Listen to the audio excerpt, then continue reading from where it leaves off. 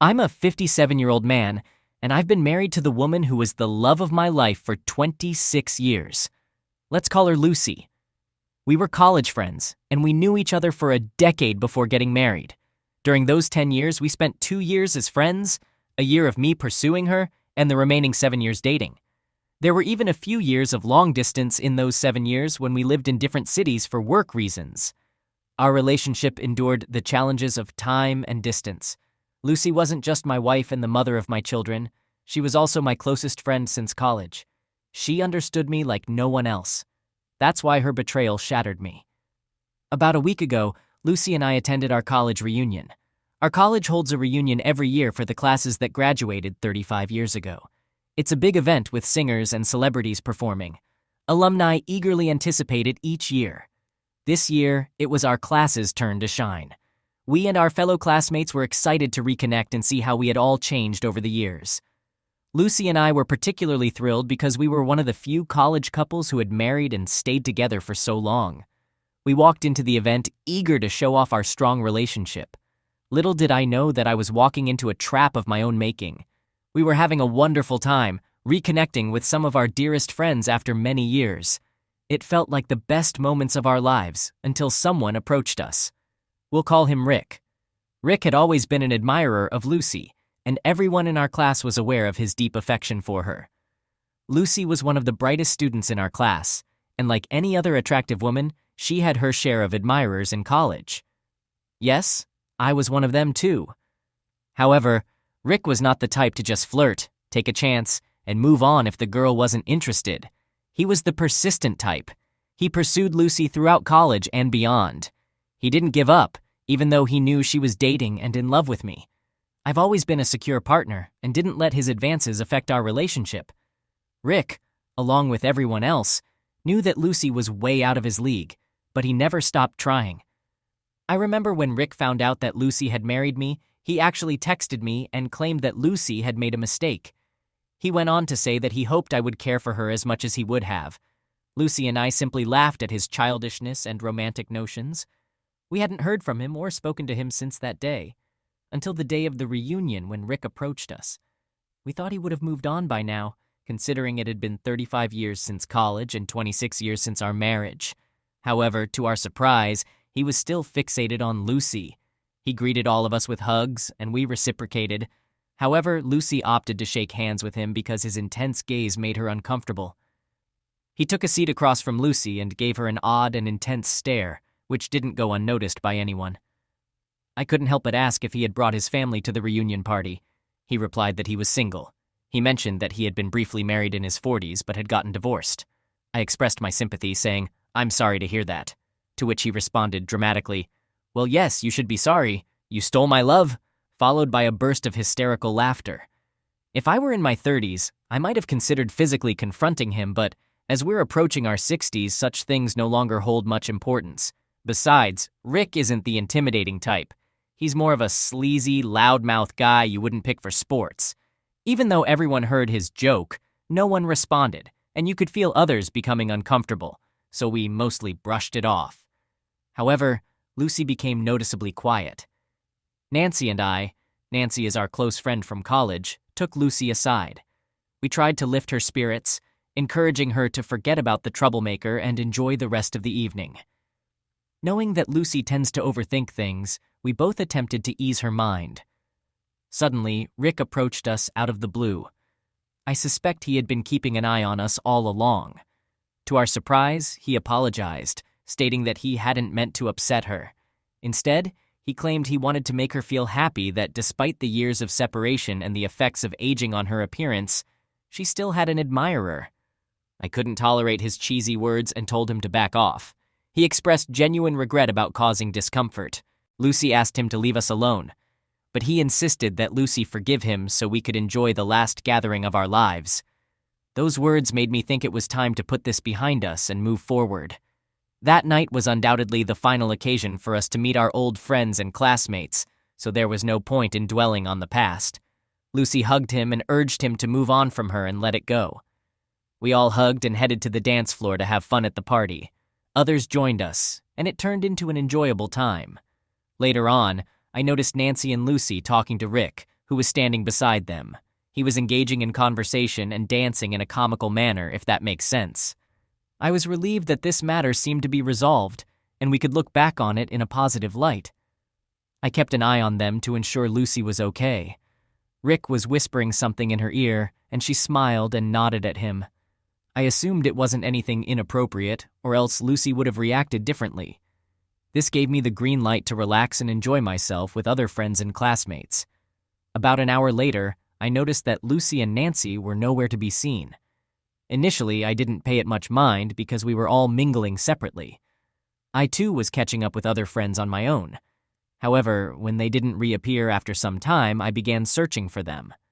I attempted to call them first, but they didn't answer. I realized the loud music might be drowning out the sound of their phones ringing.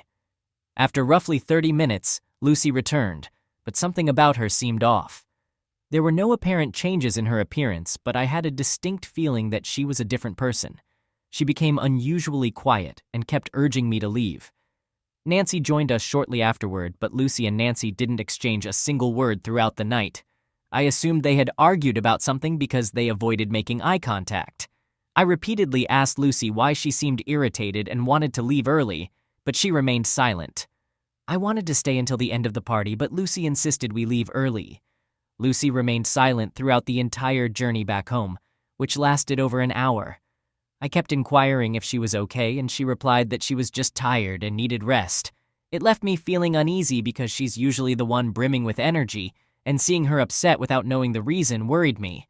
I asked if it had anything to do with Nancy, but she simply replied with a no, providing no further explanation. I assumed she was exhausted and left her alone. When we arrived home, while most of our friends were posting happy pictures of the evening and chatting on social media, expressing their joy at the reunion and lamenting the possibility that it might be the last, Lucy slipped into bed with her eyes closed. I suppose she wanted me to believe she was asleep. Why do I say that? It was almost 2 a.m. when I went to bed, utterly tired. I fell asleep as soon as I hit the mattress. I'm not sure how long I had been asleep when Lucy woke me up. She was in tears, resting her head on my chest. I held her close and asked if she was feeling emotional about reuniting with her old friends, but she didn't respond. She simply continued crying. I held her tightly to show my support, as that was the least I could do since she wasn't sharing what was troubling her. I allowed her to release her emotions, and when her tears finally stopped, she revealed something that left me stunned. She confessed that she had cheated on me with Rick. I was at a loss for words, unable to ask her anything further. I felt frozen in shock. Thoughts swirled in my mind about what might have transpired. The last time I saw Lucy, she was dancing with Rick and Nancy, along with others. Then, the three of them disappeared for about an hour. When Lucy returned, she wore a gloomy expression and insisted on leaving the party. She mentioned that Nancy was aware of the situation, but she was clearly furious with Lucy, which explained her upset demeanor. I was still unable to speak, so as she observed my stunned state, she began explaining everything on her own. She recounted how, while they were dancing, Rick kept apologizing to her for the embarrassment he had caused her, especially after she had rejected his advances numerous times. He showered her with praise, claiming that in all his travels around the world, he had never encountered a woman as extraordinary as her. Lucy explained that she began to believe his compliments and fell for his apparent sincerity. He asked her if she would go for a walk with him, initially declining, but he persisted, insisting it would be their last encounter, and she deserved to know his true feelings for her. She wanted to hear what he had to say, so she agreed to accompany him for a walk on the college lawn, seeking the peace and quiet. While on the lawn, Rick openly expressed his feelings, proclaiming his lifelong love for her and describing her as the most incredible woman on earth. She recounted various things he said, but the essence was the same. Lucy admitted that she was intoxicated and foolishly succumbed to his words.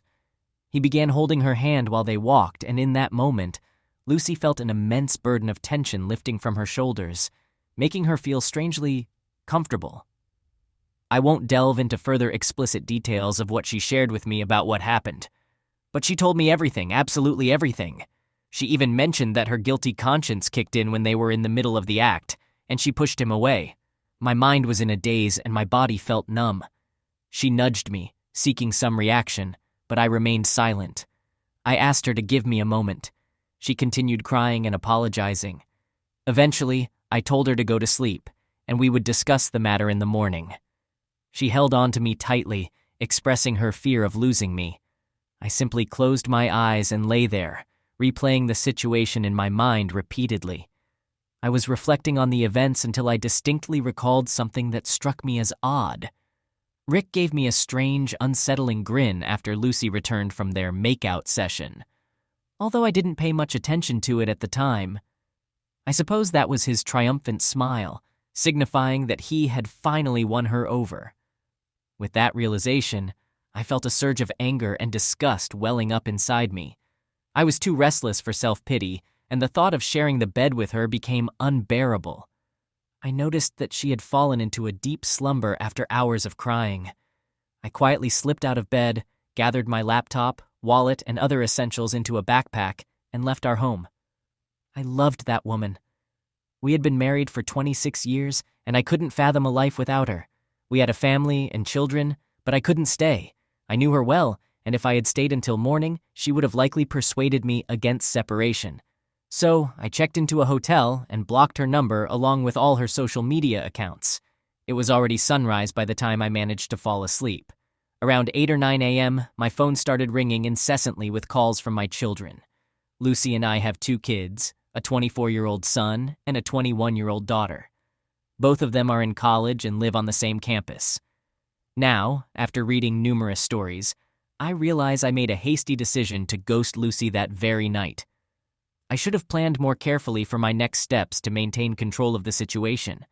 I've come across stories where people pretended to act normal with their cheating partner while secretly plotting revenge and eventually exposing the affair. However, in my case, I couldn't have acted normally with Lucy after what she had done. She was not only my spouse, but also my closest friend, my better half in every sense. Even if I had attempted to deceive her, she would have seen through it immediately, and I couldn't bear to pretend in front of her. The idea of Lucy cheating on me was the last thing I ever expected, so I had never devised a plan for how to handle such a situation. So, when my children called me, I had no strategy for what to say. But I needed to speak to one of them before they went to the police to report me missing. I chose to call my son, who is typically more composed and mature than my daughter. I informed him that there was no gentle way to break the news other than to tell him that his mother had cheated on me the previous night with her former lover, or admirer, stalker, or whatever you want to call him. I explained that I needed some time to process everything. He was taken aback to hear that his own mother had committed such an act. Additionally, he knew that we had a strong, loving family, and we had always maintained a great relationship. Now she had shattered that image. My children, as well as our relatives and friends, had always admired our close-knit, resilient, and proud family unit. He couldn't fathom the idea that his mother could do such a thing, and kept insisting that there must be some misunderstanding. He repeatedly asked for the details and wanted everything explained in chronological order. However, I knew that going over all the details would shatter his spirit before he even had a chance to start his life. I expressed my wish that it were just a joke, but Mom had confessed her infidelity to me. He's 24 and has already experienced heartbreak, but I understand that this situation is taking a toll on him in a different way. I asked him to promise not to disclose this to anyone until I did. I sent a text to my daughter, explaining that I was stressed about work-related issues and would be out of town for some time, which put an end to the phone calls. So the situation was as follows. While my daughter believed I was away on business, both my son and Lucy knew that I had separated from her. Over the next few days, I spent time online searching for the best lawyers and seeking a solution to my problem. That's when I came across one of these online communities where many men had experienced a similar fate to mine. I read about how they had planned their revenge and taken action against their cheating partners, including their anger towards the affair partner. I understand their feelings. I truly do. But seeking revenge on Lucy is the last thing I would consider in life. I still love her deeply, and I would be lying if I said I could destroy her life in such a way. I don't want to, but I also cannot be with her again. Reconciliation is not an option for me. I'm unsure how I'll navigate this situation or if I'll ever recover from it. I have numerous responsibilities to handle. My work, my children, my assets, and more. I've scheduled an appointment with a lawyer for tomorrow, and I'll see what advice they have to offer. I'll provide an update as soon as I make progress. Hey everyone, thank you for all the support. While reading your comments, I realized that I missed sharing some important information. Both Lucy and I were management consultants, but in our late 40s, we both left our full-time jobs. Lucy pursued her long-standing passion for writing, and I became a business consultant for startups. As a self-employed individual, I don't have a fixed workplace. One of you mentioned concerns about Lucy potentially showing up at my workplace since I occasionally work from home or visit clients' offices. I consult for multiple clients simultaneously. So far, Lucy hasn't been able to locate me. As I mentioned earlier, I'm approaching 60, and we've been planning our retirement for a long time. We've been saving up to purchase a beach house in the countryside for our retirement years, with plans to buy it next year. We've even identified some properties and have been in discussions with property owners. Fortunately, we haven't made the purchase yet, otherwise it would have presented a different set of challenges. Lucy has been trying to contact me ever since I ghosted her. I met with the lawyer the day after my initial post, and he advised me to inform the children about the separation, given that they are adults. We also discussed the division of property, and I've decided to split it evenly between Lucy and myself. No, my retaliation wouldn't involve depriving Lucy of her wealth. She's entitled to half of our assets, and she's earned it. She's also entitled to the separation, which she too has earned. I understand her very well. She might be willing to relinquish her claim to the wealth to reconcile and keep our family together. While the divorce paperwork was being prepared, I met with my children. I asked my son to discreetly bring his sister to a restaurant without revealing that I would be there. He agreed. My daughter's reaction was intense. The moment she saw me, she bombarded me with questions. One of her questions was whether I was cheating on Mom, as she knew I had cut off contact with her. She was visibly upset, which pained me, but I had to remain strong for them and for what I was about to disclose. I calmed her down and reassured her that I wasn't involved with anyone else. Then, gradually, I disclosed the truth to them. Although my son was aware of it, he didn't know about my next steps. My daughter was devastated to learn that her mom had cheated on me. She had been living with Lucy for the past 15 days since I left the house. She hugged me and apologized for being angry with me. They both inquired if I could consider giving our marriage another chance, but I made it clear that I was pursuing a divorce. They both broke down emotionally. Witnessing their tears was heart-wrenching, but they understood my pain. They pledged to support me through this challenging period. I assured them that I was separating from their mom, not from them, of course. My daughter informed me that Mom, Lucy, had not been eating or sleeping properly. She's been oscillating between crying and nervously pacing while trying to reach me endlessly. She even drove to several of my clients' offices to inquire about my whereabouts, but they all informed her that I hadn't visited their offices for 2 weeks. When our daughter asked her if something had happened between us since it was the first time I had acted this way, Lucy didn't respond to her question. Instead, she continued to cry and moan while locking herself in her room. I requested my daughter to remain at home with her mom until our divorce is finalized. I can see their sorrow gradually transforming into anger when we discuss their mom. I can tell that they feel let down by her as well. I understand it. They've also suffered a loss. Our family is shattered and there's one person responsible for it. However, I don't want or need them to harbor hatred towards their mother. So I insist that they offer her support. Here's something you won't believe. A few days later, I received a text from Rick inquiring about Lucy. He mentioned that if I was planning to divorce her after learning about her infidelity, he was willing to take her. I replied that Lucy was a free woman and could make her own choices. I blocked him afterward. I'm sure he messaged me to provoke me, but I felt the least anger towards him. I won't fall into his stalking tactics. I didn't marry, love, or trust him. All of that I did with Lucy, who betrayed me, affecting me deeply. I'm not insecure. He can have her if she desires. I'm least concerned about that. The divorce papers are supposed to be mailed today, and I'm still waiting for my daughter's call regarding Lucy's reaction. I'll provide an update once my divorce is finalized. In the meantime, I still have many matters to sort out. My assets, retirement, and my children's well-being. Hey everyone, I know it's been a while since my last update. I apologize for that. I had a long list of things to take care of. First and foremost, my divorce has been settled now. When Lucy received the divorce papers, she didn't take it well. She became unhinged. Until then, she had been living in a bubble where she believed I was merely angry and would return to her once my anger subsided. That bubble burst when she received the papers. She insisted that my lawyer arrange a meeting with me, but my lawyer declined. He stated that she was getting half of all the assets, which was more than she deserved. She responded by saying she didn't want any assets, only me. I told you, I know her. She expressed her desire to meet me once before signing the divorce papers. She was confident in her abilities. She knew that if she had one FaceTime conversation with me, she could persuade me to reconsider the separation. She was right. If I had met her, I might have changed my mind. I still loved her and couldn't bear to see her deteriorate, but I couldn't set aside my self-respect. She took me for granted, tore apart our family, for what? I won't delve into that abyss. I just want to say I couldn't endure living like that. My daughter wanted to meet with me urgently.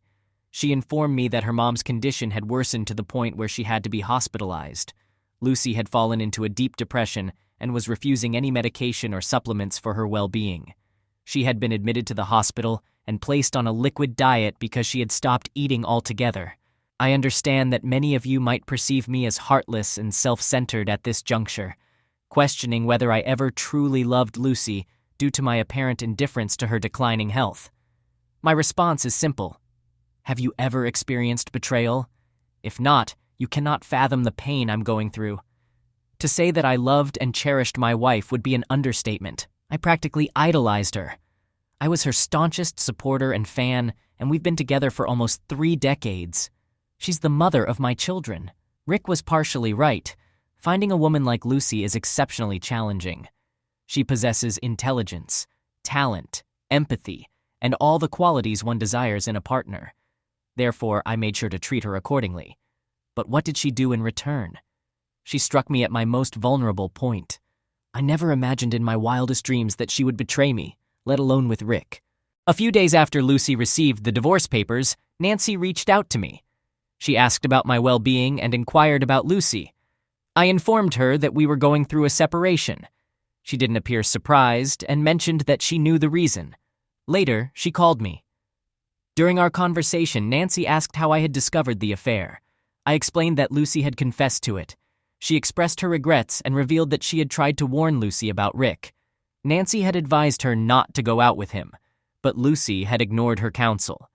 Nancy disclosed something that reinforced my confidence in my decision. Her account of the incident had a slight variation from what Lucy had told me. According to Nancy, she and Lucy were happily dancing when Rick joined them and began making advances toward Lucy. He whispered in her ear, which Lucy claimed was an apology from Rick. Nancy was uncomfortable with Rick's advances and attempted to intervene, but she noticed that Lucy suddenly seemed to enjoy his company. When Rick proposed going for a walk, Lucy looked to Nancy for guidance. Nancy strongly opposed the idea, as everyone knew how unsettling Rick could be.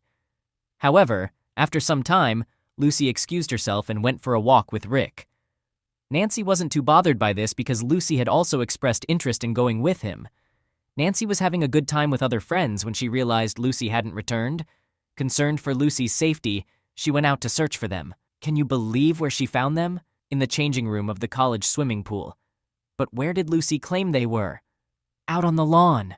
Nancy revealed that she caught them in the act, and they only stopped when Lucy spotted Nancy approaching them. So it wasn't Lucy's guilty conscience that halted things.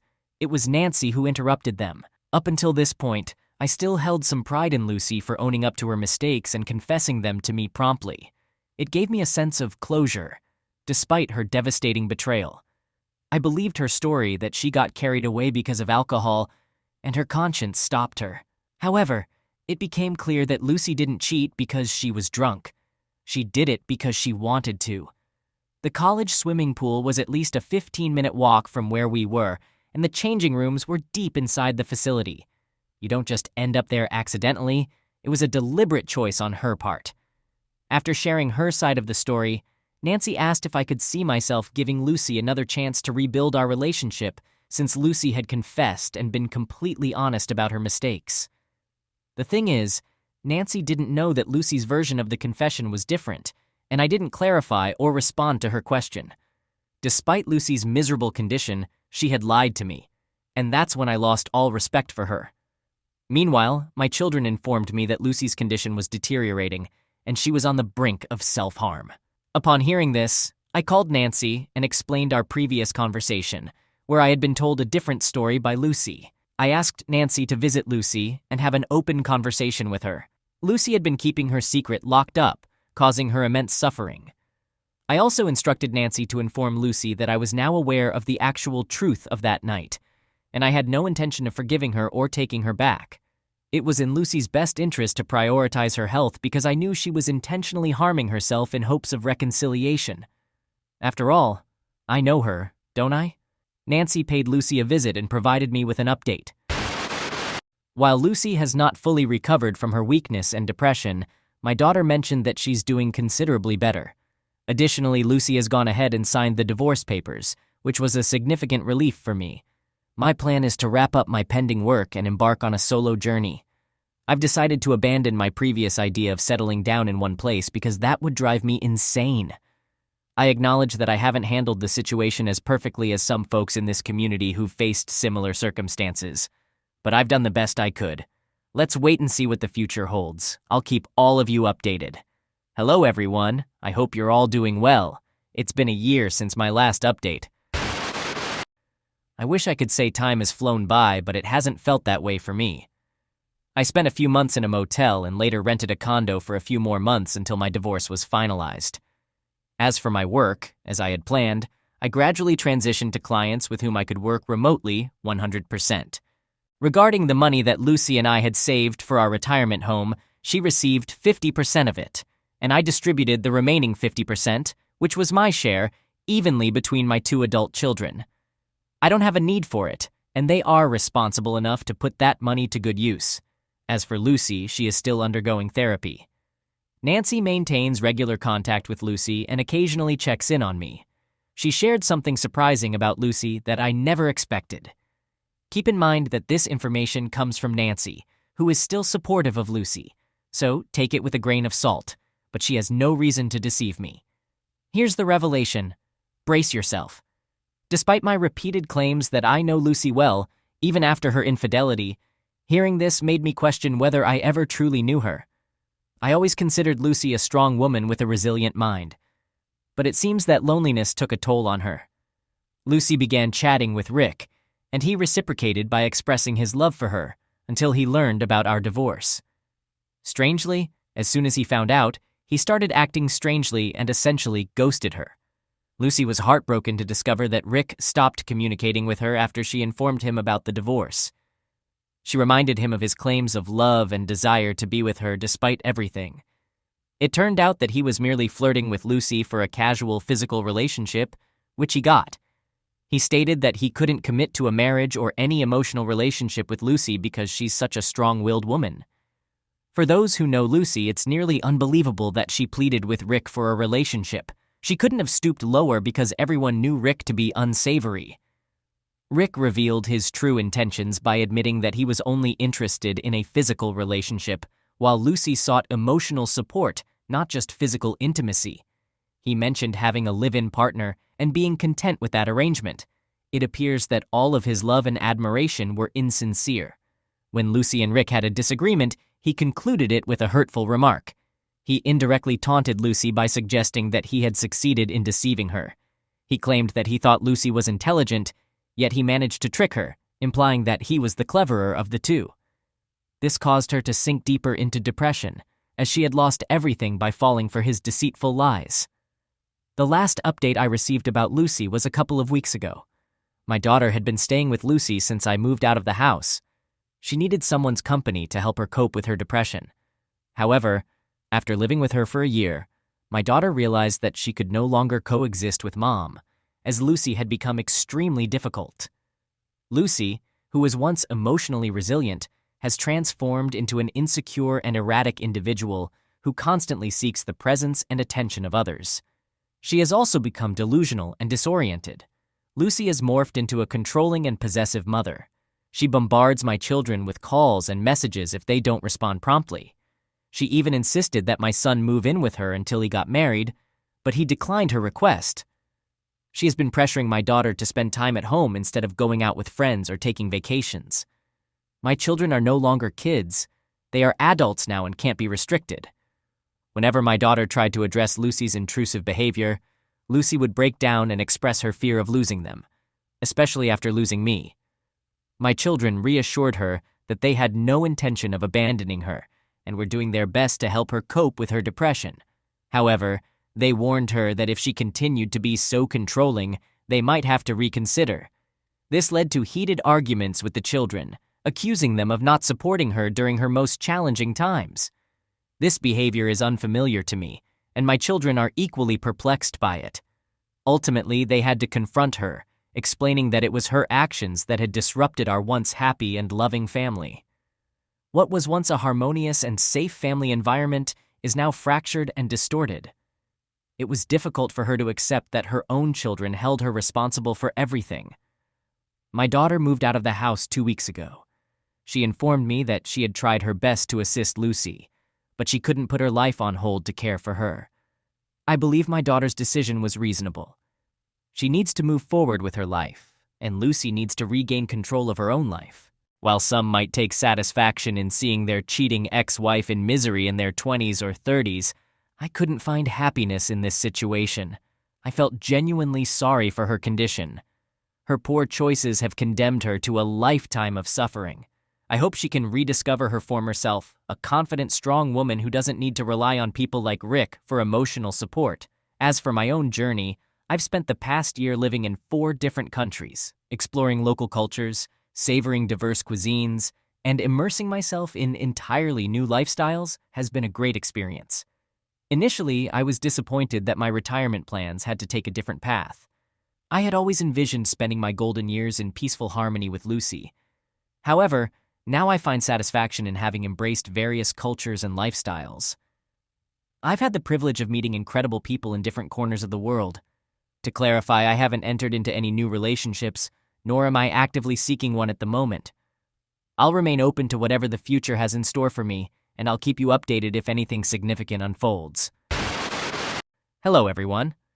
I apologize for not providing updates over the past few years. The truth is, not much noteworthy has occurred in the last 2.5 years, except for my extensive travels to more than a dozen countries and my renewed passion for painting. Initially, I initiated this thread to share my story about my cheating wife, and there didn't seem to be a point in updating it with my travel experiences, so I refrained from doing so. However, there has been an event that prompted me to write this update. Last month, after 4 years, I had the opportunity to meet Lucy again. This reunion was due to my son's upcoming wedding. Yes, my son has found the love of his life and decided to tie the knot. He called me 2 months prior to the wedding and expressed his desire for Lucy and me to meet the girl's parents. Initially, I was hesitant and suggested that I could meet them directly at the wedding. However, I realized that it wasn't about me. It was about fulfilling my responsibilities as a father. The girl's parents graciously hosted a dinner for us a week before the wedding. Although I hadn't confirmed my attendance, I decided to join at the last moment. It was somewhat challenging to see Lucy in this context, as I would have preferred to have one of us attend. Nevertheless, I understood that I needed to be there for my son. Upon my arrival, Lucy seemed surprised. She appeared different, and her eyes conveyed that she had undergone some changes. She greeted me with a polite smile, but I could sense that she was feeling tense. Throughout the years, she had always maintained her long, thick hair, even as we grew older, but it seemed she had aged more than expected during those 4 years. Interestingly, they seated us next to each other at the table, making me suspect that our son hadn't informed them that this would be our first encounter in years. It's worth noting that this situation posed no issue. In front of others, she remained silent. But as soon as we had a chance to talk privately, she commented that I appeared healthier and happier. I acknowledged it, attributing it to cutting off all the toxicity from my life. This caught her off guard momentarily, and she glanced around to ensure no one overheard us. She inquired if I was in a relationship, but I evaded the question, stating that my relationship status shouldn't concern her. During our conversation, I barely made eye contact with her, focusing my attention on everyone else primarily. After the dinner, when it was time to leave, I bid everyone good night with hugs, but I simply nodded my farewell to Lucy, telling her to take care. I suppose she didn't anticipate that, as she also stood up when I was saying my goodbyes to everyone. It happened quickly, so I don't think it was too awkward for the others. Surprisingly, my interaction with Lucy was quite uneventful. She seemed either intimidated by me or too anxious to engage in more open conversation. Whether she was overthinking or not, I didn't dwell on it much. After leaving the gathering and stepping outside, my son accompanied me and offered for me to spend the next few days with him, but I declined, assuring him I would call. I then drove to my hotel. By the way, I don't have a permanent residence. I'm mostly out of town, and when I'm in town, I stay in a motel. Transitioning into a nomadic lifestyle after being a family man for 26 years was challenging, but I've grown accustomed to this adventurous life, and I'm thoroughly enjoying it.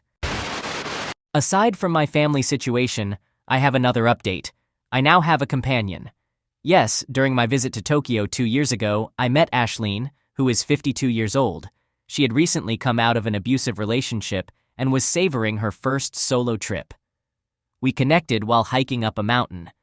We became friends because neither of us was seeking a romantic relationship at the time. After our time in Tokyo, I was about to head to South Korea, while she was heading to Thailand. We stayed in touch for the next 6 months and eventually decided to plan our trips together. For the past year and a half, we have been traveling together to over 8 countries. We became travel companions and didn't rush into anything physical or emotional during the initial 2 months of our travels. We both took our time getting to know each other better, and we were clear from the start that we didn't want to get married. For now, we want to relish the experience of traveling and exploring different places.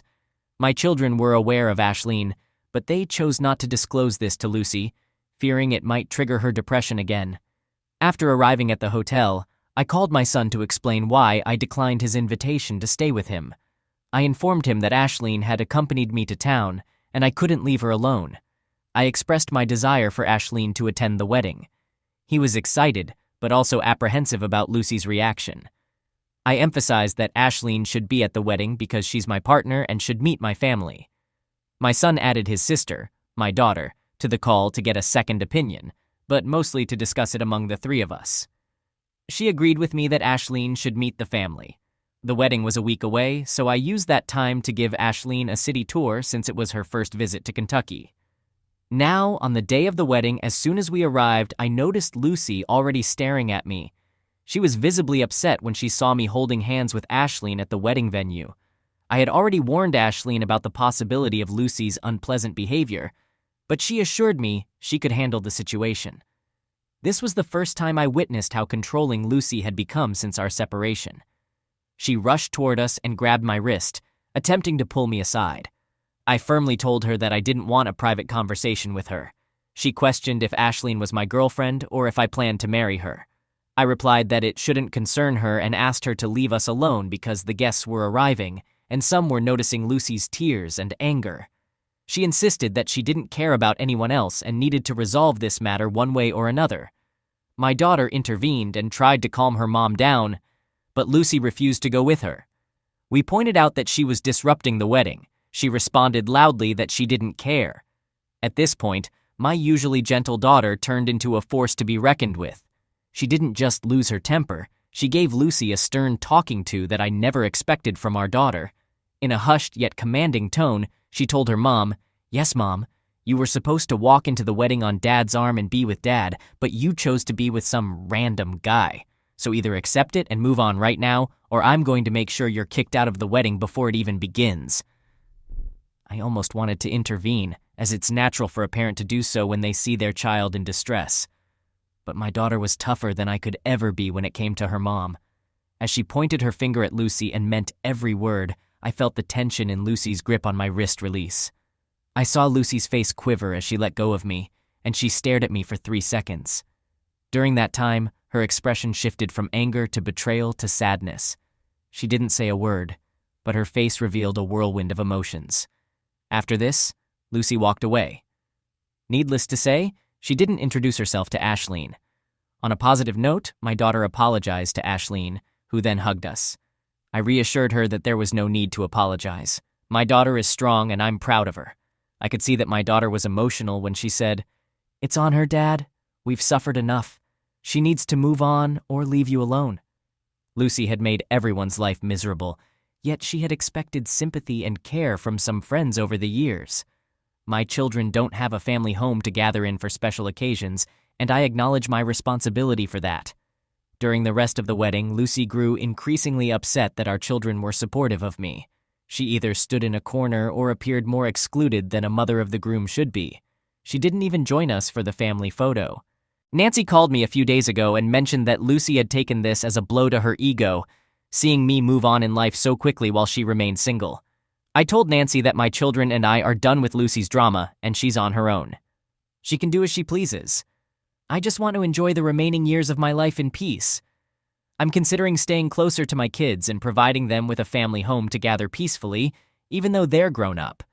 This wedding made me realize that a new stage of life is approaching, and I might become a grandparent. However, I won't be sharing that with Lucy, and I'm perfectly fine with that. We'll see if Ashleen is willing when the time comes. I want to express my gratitude for the advice and the genuine experiences shared by some of you. I wish you all to remain loyal and true to your spouses. If not for yourselves or your partners, do it for your children. Life is good, and there's always more to enjoy. Take care.